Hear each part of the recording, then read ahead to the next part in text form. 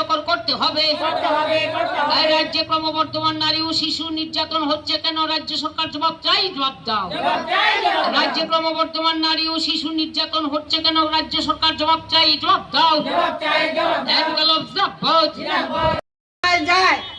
কর্তব্যরত দারোগাবাবু যদি সেটা নথিভুক্ত না করে ওনাকে তাৎক্ষণিকভাবে অ্যাকশন নেওয়া হবে।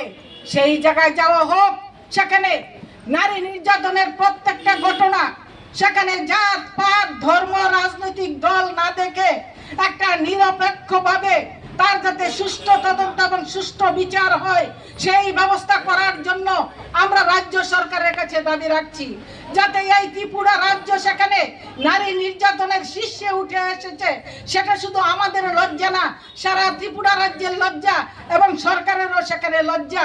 সেই লজ্জা থেকে পরিত্রাণ পাওয়ার জন্য, নারীদেরকে সুরক্ষা দেওয়ার জন্য যা যা করণীয় দরকার সেখানে রাজ্য সরকার অবিলম্বে সেখানে নিরপেক্ষ দৃষ্টিভঙ্গি নিয়ে সেখানে নারীদের অধিকার মর্যাদা সম্মান রক্ষার জন্য নিরাপদে যাতে নারীরা বসবাস করতে পারে সম্মানের সাথে মর্যাদার সাথে, সেই ব্যবস্থাটা করার জন্য আমরা এখান থেকে আবেদন করছি।